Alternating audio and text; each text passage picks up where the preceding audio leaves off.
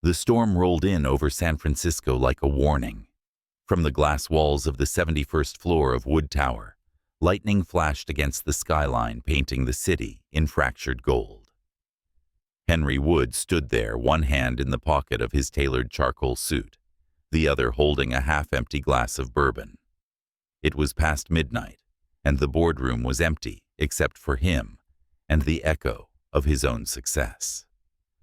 On the screen behind him, numbers danced: profits, acquisitions, market shares, everything he'd ever wanted, everything except peace.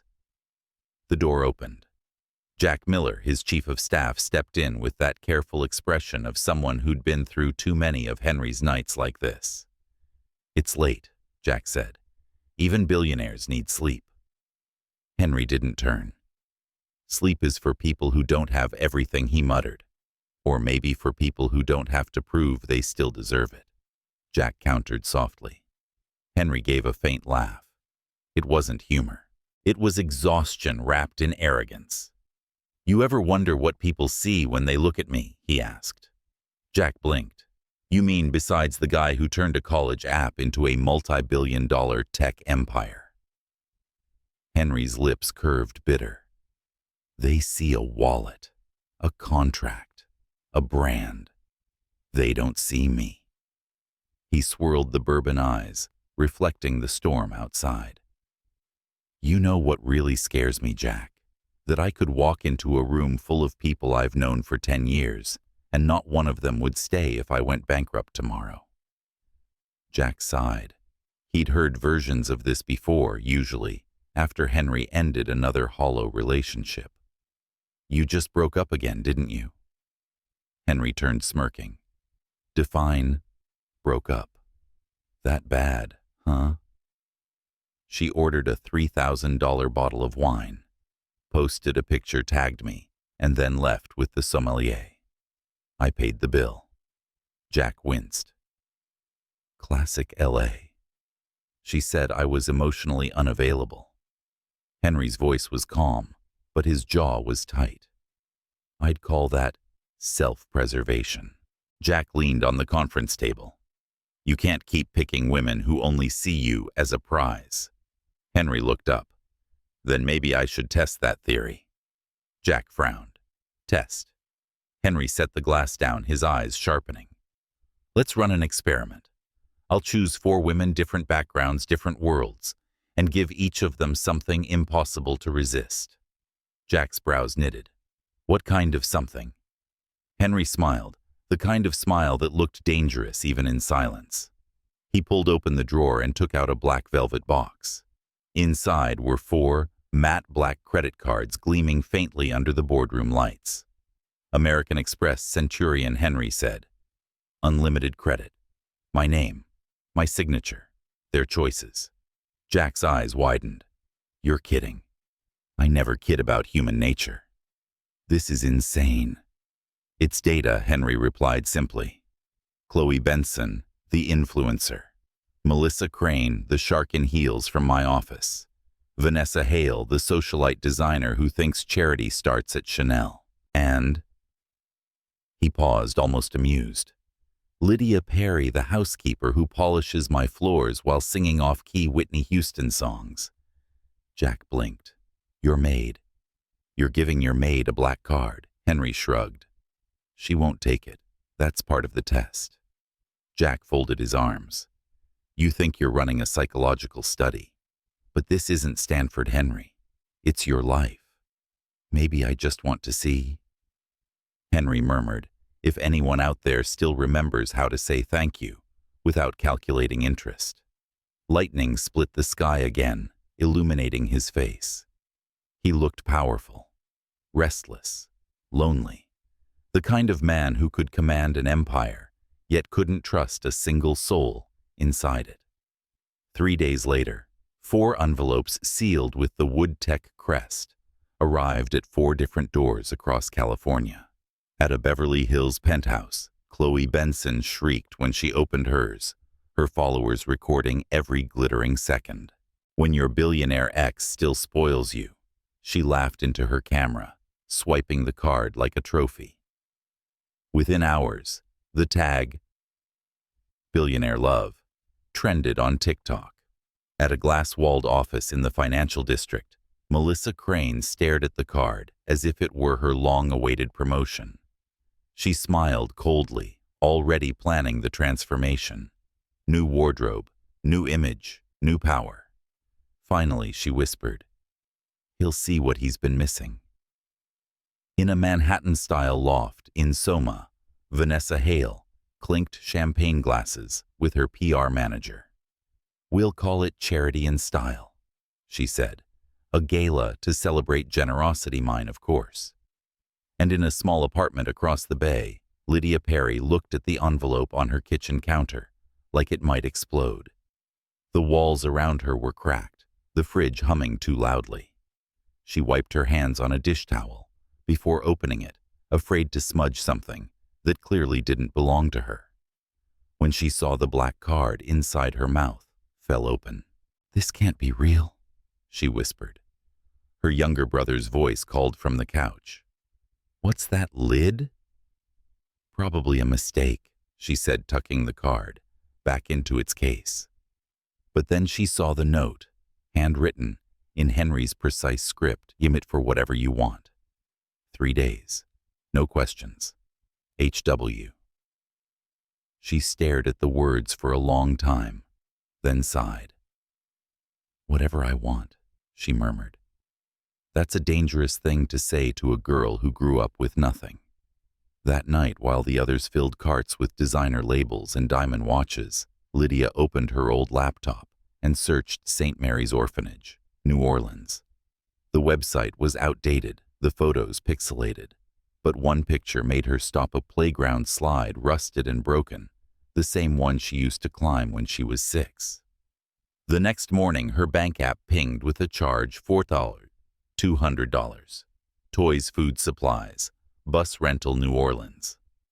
Across the city, Henry was in his office sipping black coffee when his phone buzzed. Jack's voice came through the speaker. "You might want to see this, boss." Henry frowned. What did Chloe buy this time? Not Chloe. Lydia. He glanced at the tablet Jack held up. The list of transactions scrolled. Children's toys, coloring books, food donations, playground equipment. Henry's brow furrowed. She's either the worst scammer I've ever met, or the most interesting person in San Francisco. Jack smirked. "You don't think she's doing it for show? She doesn't even have Instagram." Henry leaned back in his chair. "Book me a flight. New Orleans." Jack blinked. "You're serious?" "Completely." Henry's gaze hardened, but something inside it flickered. Something he hadn't felt in years. Let's see what a woman does when she's given everything and chooses kindness instead. Hours later, as the jet roared above the Pacific, Henry stared out the window, the city lights shrinking behind him. For the first time in a long while, he wasn't thinking about profits or losses or mergers. He was thinking about a woman who dusted his shelves and sang out of tune, and how somehow she'd just rewritten the rules of his game. And in that quiet hum of altitude and regret, a single thought crossed his mind, like a confession. Maybe I've been testing the wrong people all along. If this story moved something inside you, stay with it. The next chapter will show what Henry finds in New Orleans, and how one woman's honesty can shake the world of a billionaire to its knees. The air in New Orleans carried a kind of music even silence couldn't kill. Brass notes bled from the corners of Bourbon Street, and the scent of fried beignets and rain mixed like memory and hunger. Henry Wood stepped out of the black car and looked around the soles of his Italian shoes, sinking slightly into the damp pavement. For a man used to private elevators and filtered air, the chaos of the city was jarring, alive, imperfect human. He wasn't here for tourism. He was here because of a line of credit and a woman who'd done the most inexplicable thing with it. Jack walked beside him, muttering into his earpiece, according to the GPS. The last transaction was made at this address. They stopped in front of an old brick building with chipped white paint and a faded sign that read, St. Mary's Orphanage. The gate hung crookedly, its hinges creaking like an old song. From the inside came the sound of laughter, high, unfiltered, and full of life. Henry hesitated before pushing the gate open. It was the kind of sound you didn't expect in a place that looked so broken. The yard was small but bursting with color. Balloons, red, blue, yellow, floated above the fence. A group of children ran in circles around a woman wearing a paint-stained t-shirt and a red clown nose. She had brown skin glowing under the Louisiana sun, and her curls, wild and untamed, framed a face lit up with laughter. It took him a second to realize it was Lydia Perry. She was down on one knee fixing a balloon animal for a little boy with crooked teeth. When it popped, she gasped, dramatically clutching her chest like a stage actress. The children roared with laughter. Henry found himself smiling before he could stop it. Jack cleared his throat softly beside him. I guess that answers what she spent the money on. Henry said nothing. He watched as Lydia got up, wiped her hands on her jeans, and helped a child hang paper stars on a string. There was no audience, no camera, no one to impress. Just joy, honest and uncalculated. He had spent years surrounded by people performing sincerity. This was the first time he'd seen someone live it. When she finally noticed him, her smile faltered. Mr. Wood, she said, disbelief lacing her voice. You came all the way here. Henry took off his sunglasses, the corner of his mouth tilting. You didn't expect me to, did you? I expected you to cancel the card, she said, half joking, half defensive. I was tempted. Their eyes met hers, curious, his unreadable. Around them, the sound of children's laughter filled the air again, like a shield from the awkwardness. A nun in a gray habit approached, wiping her hands on an apron. Are you the gentleman who sent the donation? She asked Henry kindly. Lydia's cheeks flushed. Sister, this is my employer. He lent me the card. The nun clasped her hands together. Then you should know, Mr. Wood, what your generosity did today. We replaced the broken swings, bought groceries for the month, even hired a plumber to fix the bathroom. God bless you. Henry glanced at Lydia, who looked mortified. She's the generous one. Sister, I just paid the bill. The nun smiled. Well then, both of you are blessed. She walked away, humming an old hymn. Henry watched Lydia carefully. Why here? He asked quietly. She hesitated, looking at the yard, her voice soft but firm. Because this is where I grew up. That's my handwriting on the wall over there. She pointed to faded letters painted across the orphanage bricks. Dream big, little one. I painted that when I was 12. I wanted the kids who came after me to believe it. He studied the words for a long time. And did you? Sometimes, she said with a small laugh. Then life happened. He didn't press. There was something sacred in her simplicity, something he didn't want to dissect, like another business model. That evening, as the sun sank behind the magnolia trees, Lydia walked him and Jack back to the gate. The children waved from the porch, clutching the balloons she'd given them. Henry stopped before getting into the car. You didn't buy yourself anything, he said. She tilted her head. What would I buy? Most people buy something that tells the world they matter. She smiled, slow and sincere. I don't need the world to know. Just them. He nodded, speechless for once. When she turned to go back inside, the red balloon tied to her wrist brushed his sleeve, and for a moment, it felt like a heartbeat passing between them. Back at the hotel, Jack poured himself a drink. Well, that's a first. You found someone who didn't fail the test. Henry stared out the window at the Mississippi River glimmering under the night sky. She didn't even know there was a test. Jack leaned on the counter. So what happens now? Henry didn't answer right away. I don't know, he said finally. But for the first time, I think I want to. The next morning, he found himself driving back to St. Mary's. The gate was open, and Lydia was sweeping the porch.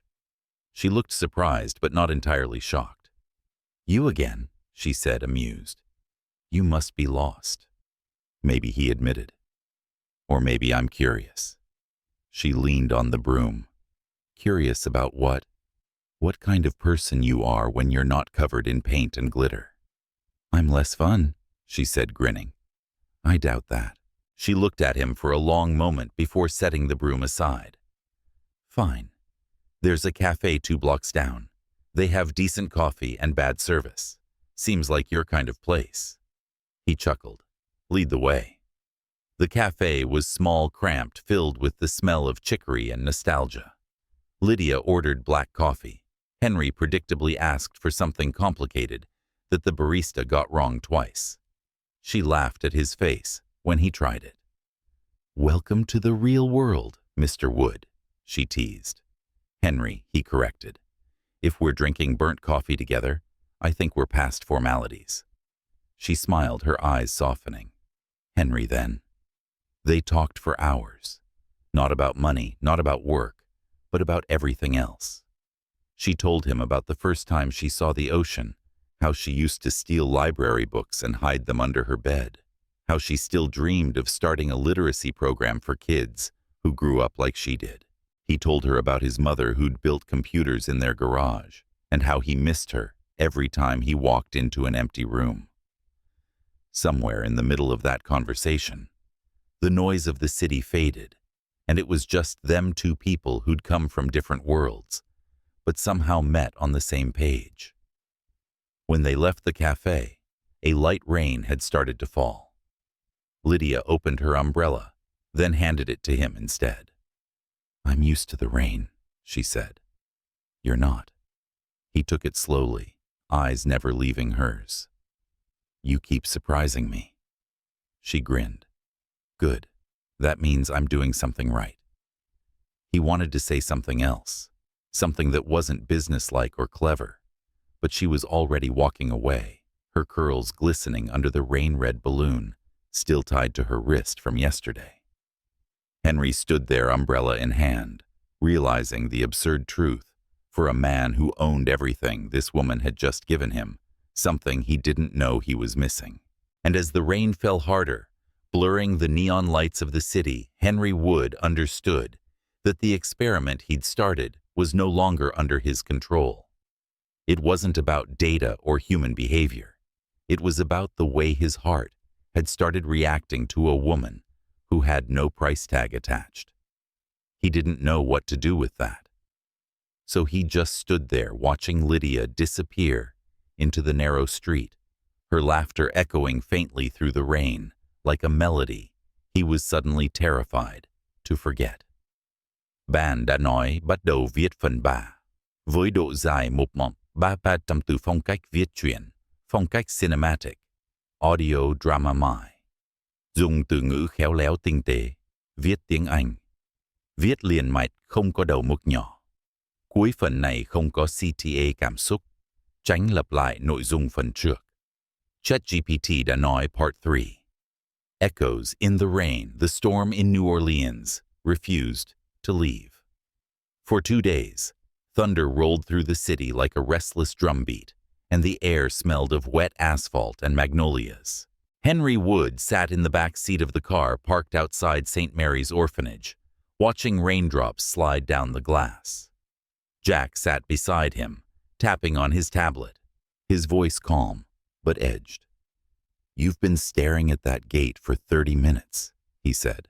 Are we going in, or are we pretending to be detectives? Henry didn't move. She doesn't know I'm here. Jack sighed. Yeah, and that's not creepy at all. Henry gave a faint smile. I'm trying to understand her. Maybe try a normal way, Jack said dryly. Like, I don't know. Talking to her. But Henry wasn't listening. He opened the car door, stepped out into the rain, and walked through the gate. The yard was empty now. The balloons had wilted, the laughter gone. Only the chalk drawings remained swirls of color, bleeding into puddles. He found Lydia in the small kitchen, sleeves rolled up, stirring a pot of soup while humming softly to herself. Her hair was tied back in a loose bun, a pencil tucked behind her ear. She looked up when she heard him, surprise flashing across her face. "Henry," she said, wiping her hands on a towel. "You're supposed to be on a flight back to San Francisco. I canceled it." Her eyebrows rose. "You canceled a private jet?" He shrugged, half smiling. "Turns out I had better company here." She laughed, but her tone held a trace of disbelief. "You really don't fit in this place, you know. Fancy suit, that watch. It's like you walked out of a magazine into the wrong story." "Maybe that's exactly what I did." She shook her head, still smiling, and handed him a bowl. "Soup. It's not Michelin-starred, but it's warm." He sat at the old wooden table, the smell of garlic and thyme drifting through the air. For a long moment, neither spoke. Then Lydia said quietly, "When I first got that card, I thought it was a joke. People like me don't get gifts without strings attached." "There were no strings," he said softly. "Maybe not," she said, meeting his eyes. "But I still kept waiting for the catch." He hesitated, his gaze steady. "What if the catch is that someone just wanted to see who you are when no one's watching?" She looked at him, something unspoken passing between them. Then suddenly the lights flickered and went out. The storm outside had cut the power. The only light came from the flickering candles on the counter. Lydia sighed, grabbing a flashlight. "That happens every time it rains," she said. "Come on, I'll show you where the backup generator is. You might as well earn your soup." He followed her down a narrow hallway that smelled of dust and old memories. The rain hammered the tin roof like applause. In the basement, she pointed to a bulky metal box. "That's the generator. I've been meaning to fix it, but Henry rolled up his sleeves. Let me." She blinked. Do you even know how to use a wrench?" He smirked. "I built my first computer when I was 12. I think I can handle this." He crouched beside the generator, examining the wires. Lydia leaned against the wall, watching him with an amused expression. "Never thought I'd see a billionaire crawling on the floor of an orphanage." He didn't look up. "Maybe I needed the reminder that I'm still human." A spark flashed, and the lights came back on. The hallway glowed with life again. Henry turned a smear of grease on his hand. Lydia grinned. "Well, look at you, Mr. Fix-It." He laughed quietly. "Don't get used to it." They walked back upstairs, and for the first time that day, the house felt alive again. The children cheered from their rooms, shouting her name. Lydia smiled, waving up at them. Henry watched her, realizing she belonged to this world in a way he never had to his own. Later, after the children had gone to bed, they sat on the porch, the rain softening to a whisper. Lydia poured 2 cups of coffee, the steam rising into the cool night. "Why are you really here?" she asked finally. He hesitated, searching for the right answer. "At first I told myself it was curiosity. Then I thought maybe guilt. But now, I think I just wanted to know what it feels like to be around someone who isn't pretending." She looked at him for a long moment. "You don't have to understand me, Henry. You just have to be honest." "I'm trying," he said quietly. She smiled faintly. "Then you're already better than most." The wind shifted, carrying the faint sound of jazz from somewhere down the street. Henry leaned back, closing his eyes for a moment, letting the music and rain blur together. It felt unfamiliar, peaceful, dangerous. When he opened his eyes again, Lydia was watching him, her expression softer than before. "You know," she said, "I read about you once. Forbes called you the man who can buy anything." He laughed under his breath. "They were wrong." "Why?" "Because everything worth having isn't for sale. For a heartbeat, neither moved. The space between them felt charged, the air thick with something fragile. She looked away first, breaking the tension with a nervous laugh. You really should leave before Sister Marianne starts thinking we're plotting world domination in her kitchen. He smiled. I'll take my chances. She shook her head and stood her hand brushing his shoulder lightly as she passed. Good night, Henry. He watched her disappear inside the door, closing softly behind her. For a long time, he sat there staring at the empty swing set in the yard, the rain glistening on the chains. By the time Jack found him the next morning, Henry was still there, damp from the mist, but strangely calm. You look like a man who's lost something, Jack said. Maybe I finally found something, Henry murmured. Jack studied him. You're not coming back to San Francisco, are you? Not yet. Jack sighed. You know this isn't going to be simple. You and her. It's two different worlds. Henry's gaze stayed on the horizon where the clouds were breaking apart into pale gold. Maybe that's exactly why it works. For the next week, Henry stayed in New Orleans. He helped repair fences, drove the kids to school, even learned how to make gumbo under Lydia's watchful eye. Every day, he found something new about her, how she hummed when she cooked, how she always gave away the best portion, before keeping any for herself, how she never complained about the things she didn't have. And every night, he caught himself thinking about her longer than he should. One evening after putting the kids to bed, Lydia stepped out to find him sitting by the porch steps, sleeves rolled up, tie undone. He looked different, softer, more human. She sat beside him, hugging her knees. You're going to have to go back soon, aren't you? Eventually. And when you do, you'll forget this place. He turned to her, voice low. Do I look like I could? She smiled sadly. People forget good things faster than bad ones. Then maybe I'll just have to prove you wrong. He reached for her hand, but she pulled away gently, not out of rejection, out of fear.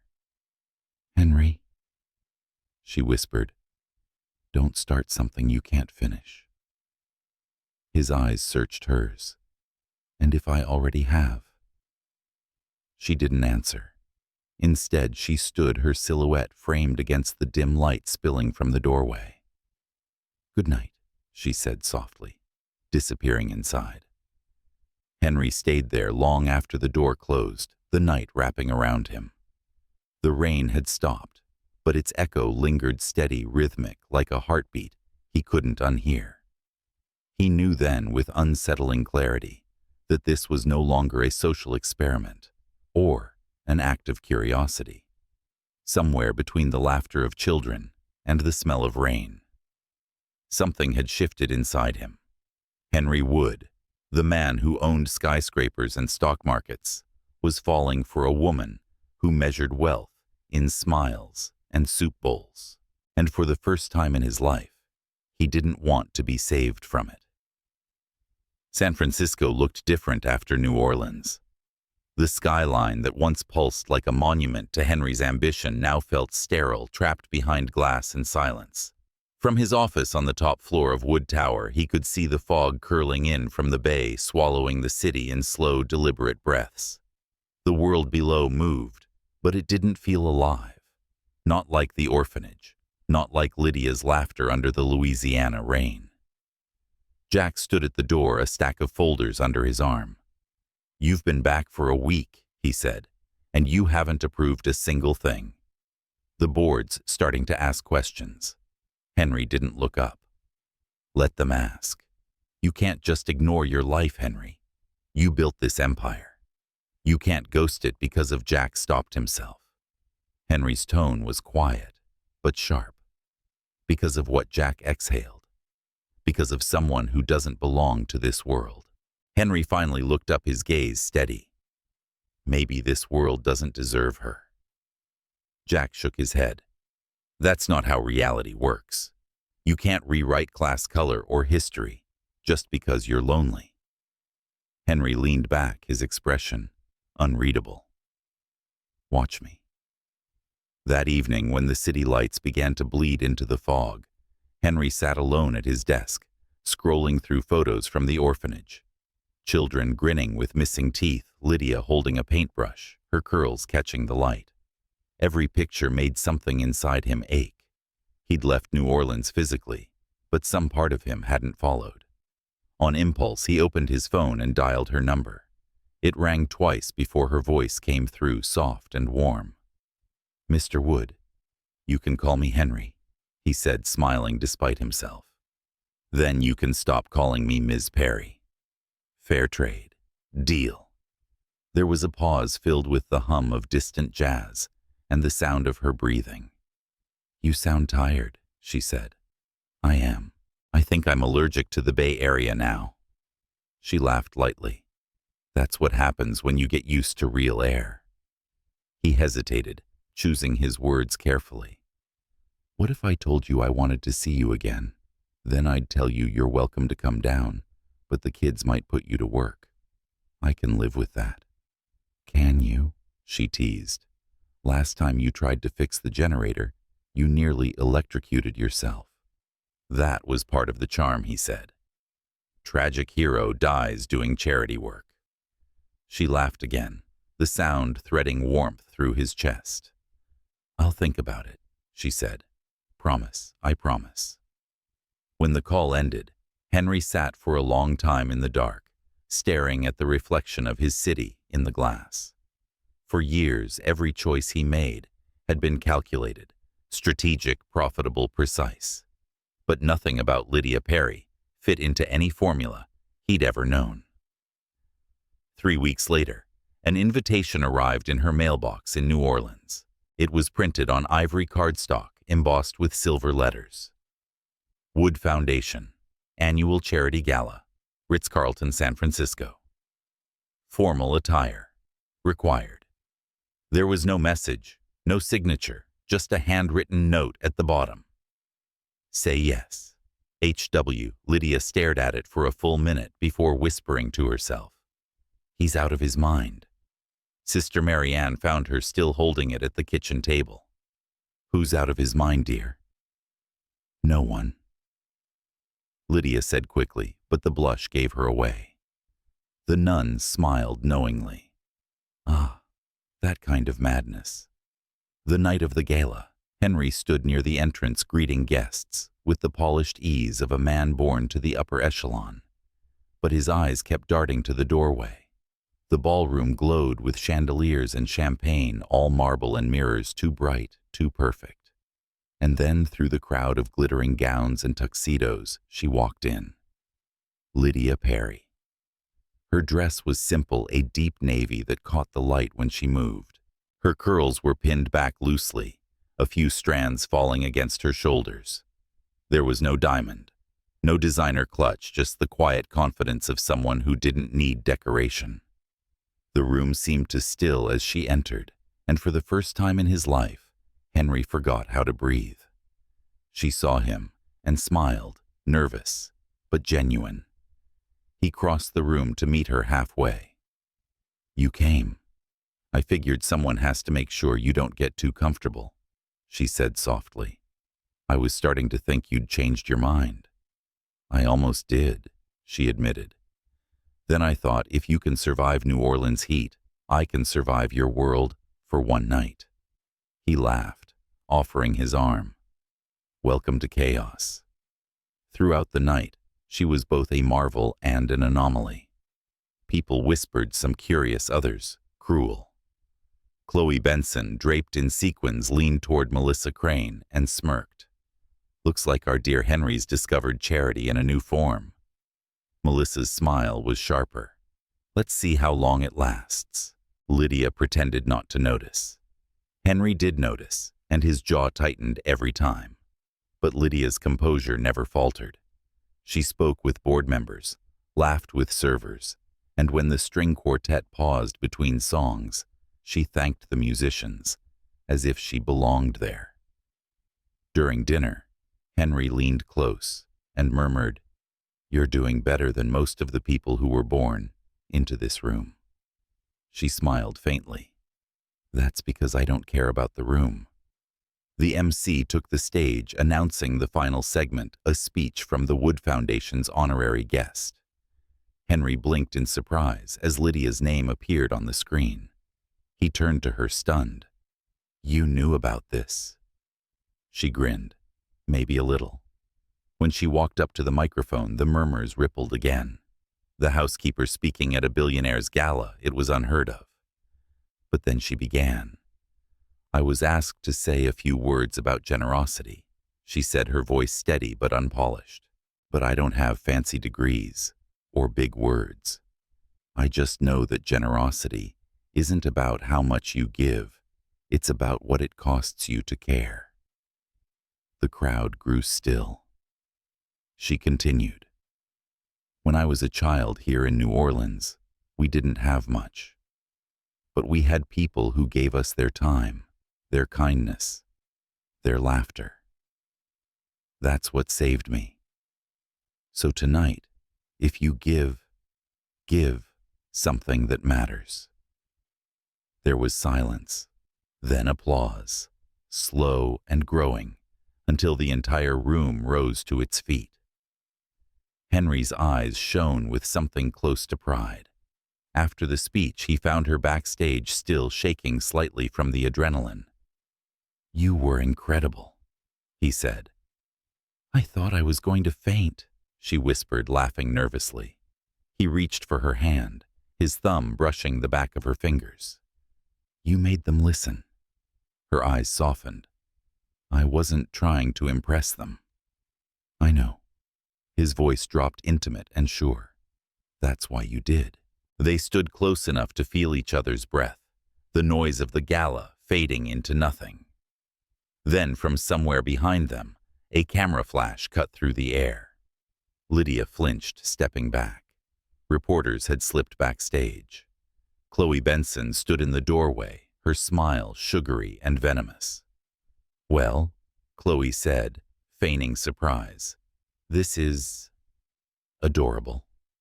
Melissa appeared beside her, whispering something to the press. Henry stepped forward, shielding Lydia slightly. "That's enough," he said coldly. But it was too late. The questions were already flying.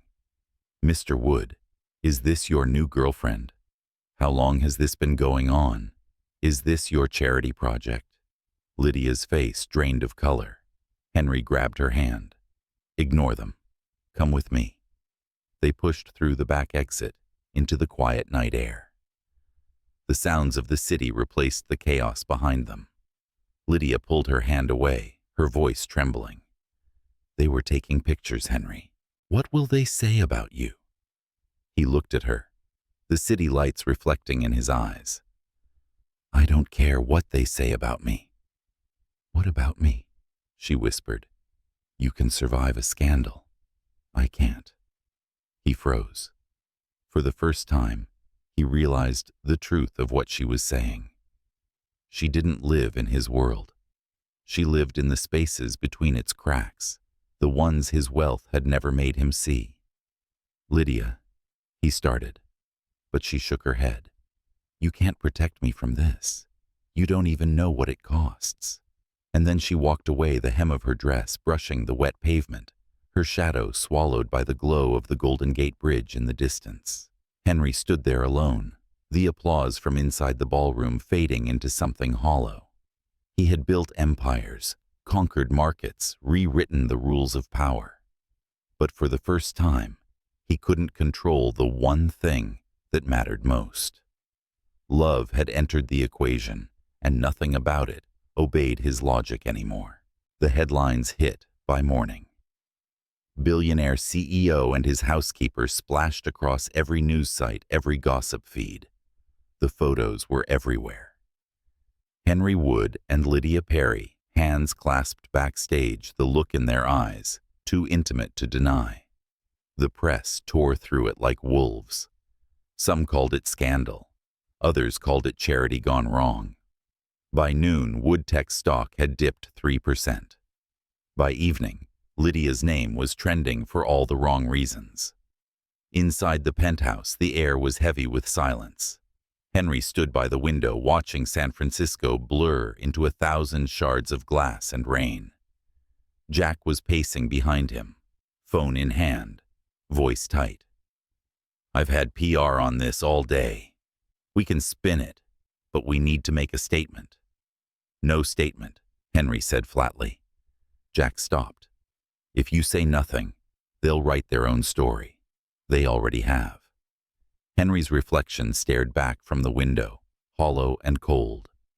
"Nothing I say will make them stop. They'll move on when they find someone else to devour." Jack's voice softened. "And what about her?" Henry turned eyes dark. "Where is she gone?" Jack said quietly. "She left her job this morning. I tried to reach her, but the numbers disconnected." Henry's breath caught for a moment. "Find her. Henry. Find her." Jack didn't argue. He left the room, leaving Henry alone with the weight of his own silence. Outside the city was a storm of noise, camera shutters, headlines, whispers. But inside, it was just him and the echo of her voice. "You can't protect me from this." Hours later, he drove through the rain, past the ferry building, over the Bay Bridge, chasing nothing but regret. He stopped where the fog thickened, somewhere between the city and nowhere.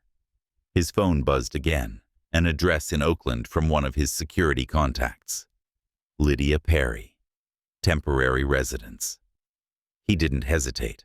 The neighborhood was quiet, working class, the kind of place where streetlights flickered and laundry hung from balconies. He spotted her from across the street, standing under a small awning outside a diner. She wore no makeup, her curls damp, her hands tucked into the pockets of her denim jacket. She looked exactly like the woman he'd met in New Orleans, except now her eyes carried something heavier. When she saw him, she froze. "You shouldn't be here." He crossed the street anyway, the rain washing down his face. "You disappeared." "I had to," she said softly.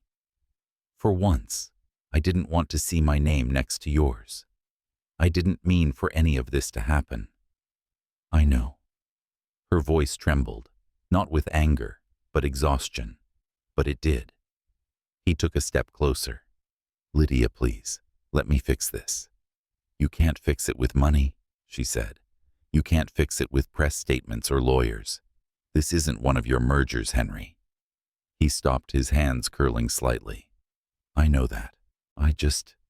He exhaled the words, catching somewhere between pride and pain. "I just don't want to lose you." She looked at him for a long moment, then shook her head. "You were never mine to lose." He swallowed, but she wasn't done. "Do you know what it feels like to wake up and see your name in headlines, written by people who don't even know you? To have your face plastered next to words like charity project and maid affair?" He flinched. "I worked my whole life to have a name that stood for something. Now it's a punchline." He tried to reach for her, but she stepped back. "You once told me generosity isn't about what you give. It's about what it costs you to care. Well, this is the cost." He wanted to tell her he'd take it all if he could. But before he could speak, the diner door opened and a small voice called out, "Miss Lydia, we got your pie ready." A little girl, maybe 7, stood there holding a paper box with both hands. She smiled up at Henry, unafraid, innocent. Lydia managed a small smile in return. "Thanks, sweetheart." She took the box and handed the girl a few crumpled bills. When the child went back inside, Lydia turned again to him. "These people don't care who you are," she said quietly. "They care who I am. They've seen my face now. I can't go back to the orphanage, not like this. The parents there don't want cameras around their kids." Henry's voice dropped. "Then come with me. I'll make sure you're safe. We'll disappear if we have to." Lydia laughed softly, but there was no joy in it. "You really don't understand, do you? You can disappear because the world bends for you. I can't. I live in it." The rain grew heavier. She opened her umbrella, its red fabric glowing faintly under the streetlight, the same color as the balloon she'd carried that day at St. Mary's. "I'm not angry," she said finally. "I'm just tired. I thought I could cross into your world for a while. Turns out I was just a tourist." He shook his head, his voice breaking. "You're not a tourist, Lydia. You're the only thing in it that ever felt real." For a moment, neither moved. The air between them was charged fragile. Then she whispered, "Goodbye, Henry." And she walked away, her umbrella, a moving splash of red against the gray. Henry stood there long after she was gone, the rain soaking through his clothes.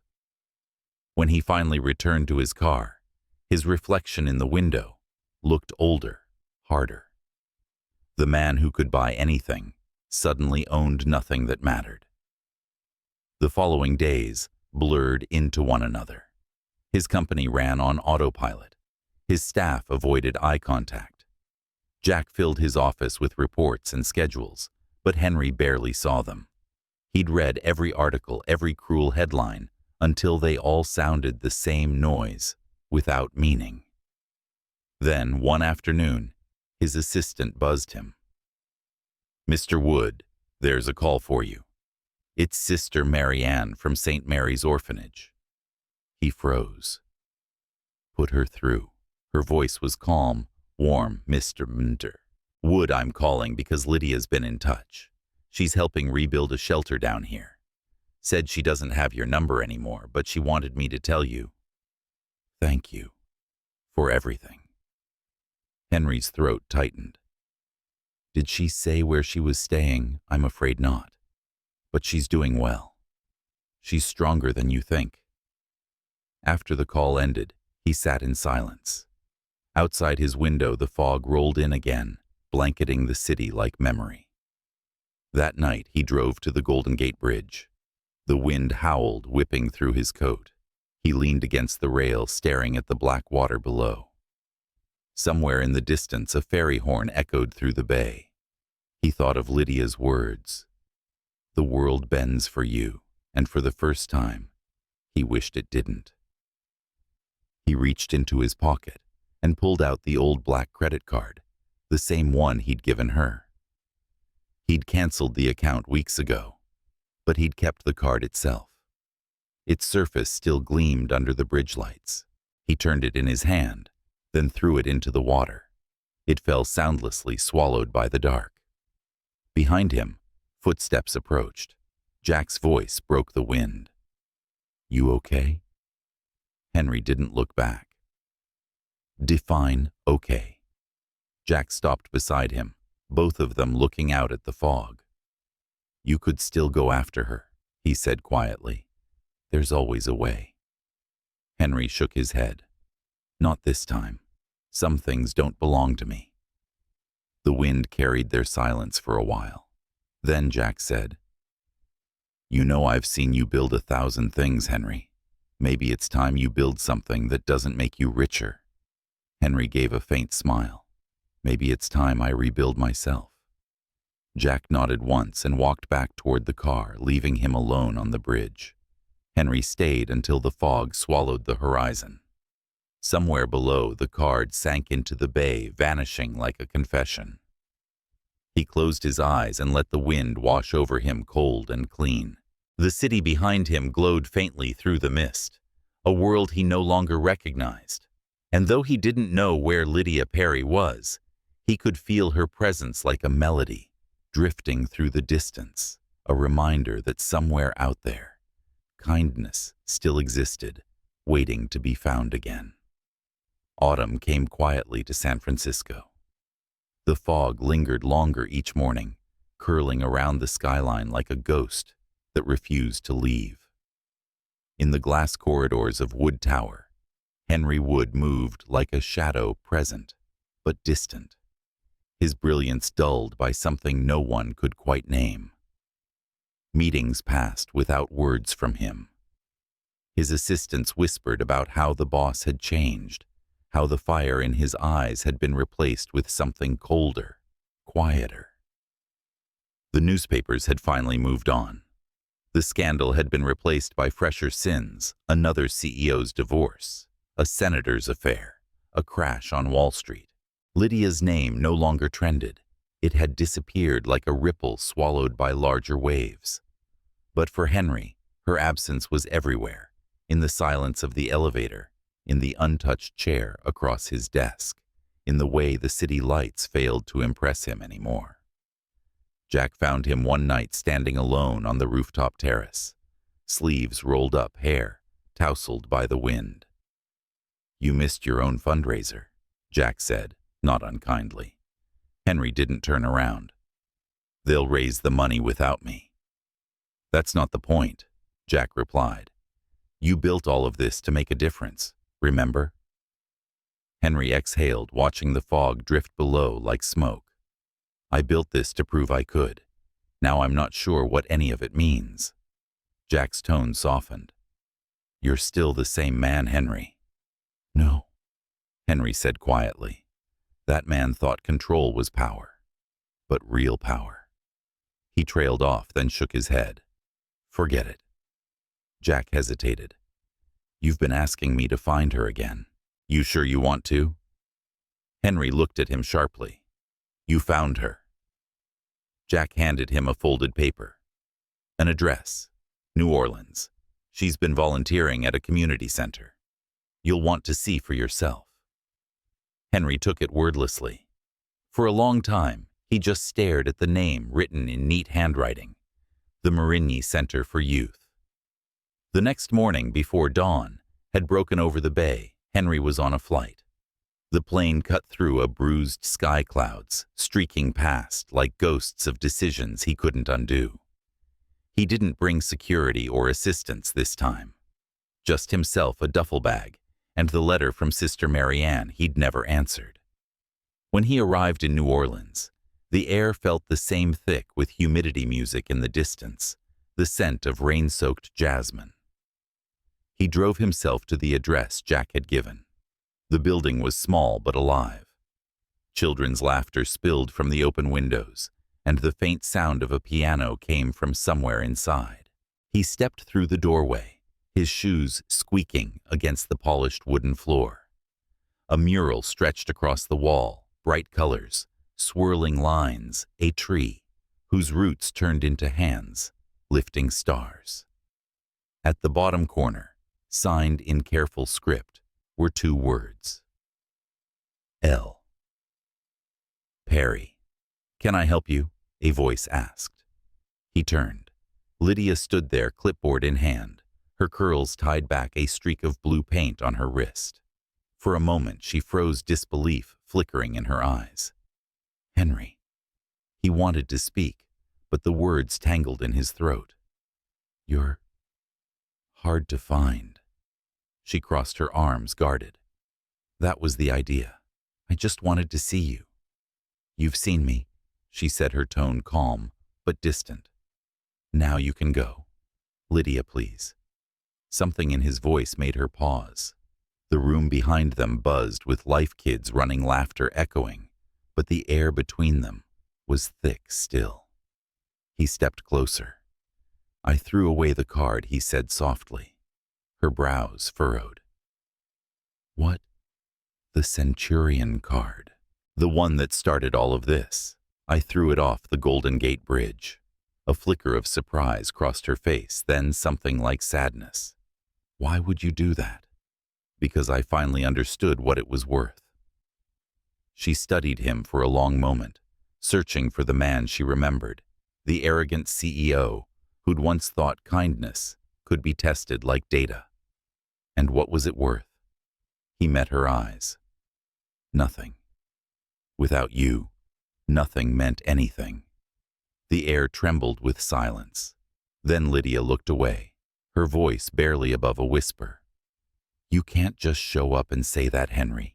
You can't walk back into my life like the last few months didn't happen." "I'm not asking you to forget," he said. "I just need you to know I'm not the same man who left you standing in the rain." Her laugh was quiet, bitter. "You're still wearing the same watch." He glanced at his wrist, then smiled faintly. Habit, not ego. A small boy ran up, then clutching a broken model airplane. "Miss Lydia, can you fix it?" he asked. Lydia knelt down, her smile returning soft and maternal. "Let's see what we can do." She opened a drawer, found tape, and began repairing the toy with care. Henry watched silently, the precision in her hands, the patience in her movements. When the boy ran off again, Lydia looked up. "This is my life now, Henry. It's not big or glamorous, but it's mine. I can't let your world swallow it again. I don't want to take it from you," he said. "I want to be part of it, on your terms." Her eyes softened but remained cautious. "You say that now. But what happens when someone else points a camera at us? When the world remembers what it did to me, I'll stand in front of the lens this time," he said quietly. For the first time since he'd arrived, her defenses faltered. There was sincerity in his voice she couldn't dismiss. That evening, after most of the children had gone home, she walked him through the building. The walls were covered in paintings and paper stars, the scent of chalk and sugar lingering in the air. They stopped at a window where the last light of day spilled in gold. "I didn't build this place," she said. "The community did. I just showed up and stayed long enough for people to believe in it." He smiled faintly. "Then maybe you can teach me how to do that." She turned to face him, eyes searching. "Why are you really here, Henry?" He hesitated. "Because I don't know how to move on without you." The words hung there, fragile and raw. Lydia took a deep breath, her expression softening. "You can't depend on me to fix you. I'm not asking you to," he said. "I just don't want to lose the part of me you woke up." Outside, the rain began again, a soft percussion on the roof. For a moment they said nothing. Then Lydia whispered, "You should go. It's getting late." He nodded slowly, the weight of unspoken words pressing between them. But as he turned to leave, she called out quietly, "Henry." He stopped. "Next week," she said, "we're hosting a community fundraiser. If you want to help, come as a volunteer. No suit, no cameras." He smiled, something real flickering in his eyes. "You have my word." When he left the center, the city lights reflected off the wet pavement like broken stars. He walked for blocks, his hands in his pockets, the sound of distant jazz echoing faintly from the French Quarter. For the first time in months, he felt something like peace. Not victory, not redemption, just stillness. A week later, true to his promise, Henry returned, not in a limousine, not with a press team, but in jeans and a worn t-shirt, sleeves rolled to his elbows. The kids barely noticed him, too busy chasing one another with paintbrushes. Lydia handed him a box of decorations and pointed toward the hall. "You can start with that wall." He looked around the room. The laughter, the mess, the life, and then smiled. "Bossy as ever." She raised an eyebrow. "Efficient, not bossy."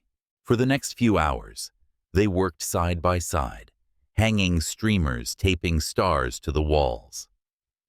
At one point, their hands brushed just a brief touch, but enough to stir something familiar and dangerous between them.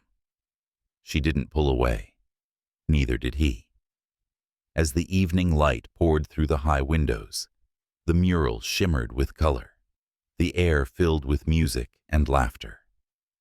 Henry stepped back, covered in flecks of paint, and watched Lydia laugh with the children. Something inside him loosened. He realized then that redemption didn't come from speeches or donations. It came from moments like this, from showing up, from listening, from staying even when it hurt. When the last child left and the hall grew quiet, Lydia walked over a smudge of gold paint on her cheek. "You're terrible with tape," she teased. He smiled. "I'm better with second chances." She looked at him for a long moment, then shook her head, though a faint smile tugged at her lips. "We'll see about that, Mr. Wood." Outside, the rain had stopped, leaving the streets glistening under the moonlight. Through the window, Henry watched his reflection fade into hers, both blurred by the glass between them. Two worlds. Two hearts beginning again in the quiet aftermath of everything they had lost. The morning of the fundraiser arrived with sunlight so soft, it felt almost unreal. The city was still damp from a night of rain, the streets shining like polished glass. Inside the Marini Center, the air buzzed with quiet excitement. Balloons in mismatched colors lined the walls, the smell of cinnamon bread and coffee drifted through the hall, and a hand-painted banner hung over the door. "Together we rise." Henry Wood stood by the entrance, rolling up his sleeves. He looked almost unrecognizable. No tailored suit, no polished shoes, no entourage. Just jeans, a plain gray shirt, and a half-smile that didn't quite hide his nerves. Lydia had given him a list of tasks that morning. Set up tables, check the speakers, move boxes of supplies, and he'd thrown himself into it, as if the future depended on it. When she finally appeared carrying a tray of food and wearing a simple white dress dotted with paint stains, the air seemed to still for a moment. Her curls were tied loosely, sunlight catching on her skin, and Henry felt that same ache he'd been carrying since the night she walked away from him. "Everything's ready," she said, scanning the room. "You forgot one thing," he replied. She looked up. "What?" A smile. "You look like the general of an army." Her lips curved despite herself. "If I don't act like one, nothing gets done around here." He laughed softly. "Then I guess I'm enlisted." As guests began to arrive, locals, teachers, artists, small business owners, the hall filled with voices and movement. Henry blended in easily, talking with volunteers, pouring coffee, helping kids carry boxes. There was no trace of the CEO who once ruled boardrooms. Just a man quietly present, doing something that finally made sense. When a group of donors from the city's philanthropy board entered, Lydia froze for a second. She recognized one of them, Vanessa Hale, the designer who had once used Henry's charity gala for her own PR. Vanessa's polished smile faltered when she saw Lydia. But before she could speak, Henry stepped beside her, calm and grounded. "Vanessa," he said evenly, "good to see you outside a ballroom." Vanessa blinked, caught off guard. "Henry, I didn't expect this." He smiled faintly. "That's the point." Lydia stayed silent, letting him speak for once. But his tone wasn't defensive. It was resolute, almost gentle. "We're raising funds to rebuild 3 youth centers. Lydia's been running this one with almost no resources. I thought I'd help her do it right." Vanessa's gaze softened for a moment, though her pride kept her words clipped. "It's impressive. I'll contribute." When she walked away, Lydia turned to Henry. "You didn't have to do that." "I wanted to," he said. "You shouldn't have to stand alone anymore." She hesitated, something unspoken flickering in her eyes. "I've been standing alone a long time." He nodded. "I know. That's why I'm still here." The day unfolded like a slow symphony of laughter and effort. The fundraiser was messy, imperfect, and real. Children painted faces, elders danced to jazz from an old speaker, and the donation jars filled faster than anyone expected. Lydia worked nonstop, her hands stained with color, her voice hoarse from giving directions. But every time she turned, Henry was there, steady, quiet, carrying what she couldn't. By sunset, the hall glowed with gold light filtering through the tall windows. The event had surpassed every goal. Sister Marianne made a short speech, her voice trembling as she thanked everyone, and when she mentioned Lydia's name, the crowd erupted into applause. Lydia tried to hide behind a tray of cookies, but Henry nudged her gently toward the front. She shot him a glare. "You did this," he smiled. "You earned it." When the applause faded and people began to leave, the two of them stood by the open door, watching the light fade over the bayou. It was quiet now, the world catching its breath after a long day. Lydia exhaled, her shoulders finally relaxing. "You stayed." "I said I would," he replied. She turned toward him. "And after tonight?" He hesitated. "That depends on you." Her eyes searched his. "You don't belong here, Henry. This small place, these cracked walls, it's not your world." He shook his head. "It wasn't, but it's the only place that's ever felt like home." She looked away, her voice low. "I'm not a fairy tale, Henry. I can't be the person you used to rewrite your past." He stepped closer, his voice steady but soft. "You're not my redemption, Lydia. You're my reminder that I can still choose who I want to be." She didn't answer. For a long moment, there was only the sound of cicadas outside, the gentle hum of the lights overhead. Then he said quietly, "Come with me." She blinked. "What, I'm opening a new foundation," he said. "One that actually matters. A partnership between Woodtech and the centers here. You'll run the program. Equal leadership, equal say." Lydia frowned, half smiling. "You're offering me a job. I'm asking you to build something with me," he said. "Something real." She studied him as if waiting for the catch, but there was none. His eyes, once sharp with calculation, now carried only sincerity. "And if I say no?" He smiled faintly. "Then I'll still be here next week, fixing the generator again." That made her laugh. Really laugh, the kind that broke through the last wall between them. "You're terrible at letting go." "I know," he said quietly, "especially when something's worth holding on to." The evening light dimmed into dusk. The last of the guests drifted away, leaving behind paper lanterns swaying gently in the warm breeze. Lydia leaned against the door frame, tired but glowing. "You know," she said softly, "when I first met you, I thought you were the loneliest person I'd ever seen." He looked at her. "I was. And now?" He took a step closer. "Now I'm not." For a moment, neither spoke. The space between them hummed with everything they hadn't said, everything they'd learned to trust again. Then slowly, Lydia reached for his hand. His fingers closed around hers, tentative at first, then certain. "You really did change," she said, almost to herself. He smiled. "You make it sound like I was worth saving." "You weren't," she teased. "You just learned to save yourself." Outside, the street lamps flickered to life, their light spilling across the wet pavement. Somewhere down the block, a jazz trumpet began to play a slow, aching melody that felt like the city itself breathing. Henry turned to her, voice low. "You once told me you painted those words on the orphanage wall when you were 12. Dream big, little one.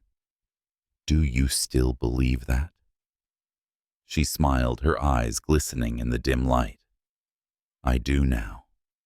He squeezed her hand gently. "Then maybe it's time we start dreaming together." They stood like that for a long time, watching the last rays of sun fade into the horizon, the world around them settling into quiet peace.